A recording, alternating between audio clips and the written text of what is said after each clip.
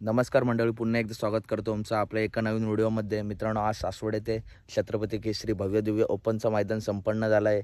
या मैदानात मित्रांनो गटाला काटाकीर अशा लढती बघायला भेटल्या. त्याच्यानंतर मित्रांनो सेमीला सुद्धा काटाकीर लढती बघायला भेटल्या. आत्ताच मित्रांनो 9 सेमी झालेत आणि मित्रांनो आज विठ्ठल नानांनी 2 गाड्या फायनलसाठी पात्र केल्या आहेत. मित्रांनो आज मला वाटतं नाग्या मैदानात आला नव्हता आणि मित्रांनो नाना 2 गाड्यांवरती बसले होते आणि दोन्ही गाड्यासुद्धा मित्रांनो आज फायनलसाठी पात्र केल्या आहेत. पहिली गाडी म्हणजे पाखऱ्याची शेवळ्याबनचा पाखऱ्या आणि मिलिंद शेठ पाटील कोसगाव यांचा भुंगा. ही गाडी मित्रांनो सेमी क्रमांक 6 मध्ये पाळली होती आणि गाडी आता फायनलसाठी पात्र झाली आहे.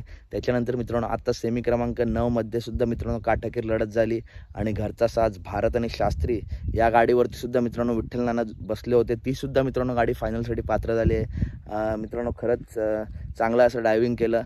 बैलांचं तर योगदान असतंच, परंतु मित्रांनो ड्रायव्हर पण या क्षेत्रामध्ये जेवढा हुशार तेवढाच मित्रांनो गाड्यांना सुद्धा मित्रांनो चांगलं असं स्पीड लागतो. तर मित्रांनो नानांनी दोन्ही गाड्या फायनलला पात्र केले आहेत. तर मित्रांनो सेमी क्रमांक 9 मध्ये बालमासुद्धा होता. बालमाने सुद्धा मित्रांनो भारत आणि शास्त्रीला चांगली लढत दिली, परंतु शेवटी निकाल घेतला तो भारत आणि शास्त्रीने. तर मित्रांनो आज ह्या 2 गाड्या नानांनी फायनलसाठी पात्र केल्या आहेत. तर फायनलला बघूया, मला वाटते भुंगा आणि पाखरेच्याच गाडीवरती बसतील नाना. तर कशी वाटली व्हिडिओ नक्की सांगा. व्हिडिओ आवडले असेल तर नक्की व्हिडिओ लाईक करा, चॅनलला सबस्क्राईब करा. भेटूया पुढच्या व्हिडिओमध्ये. धन्यवाद.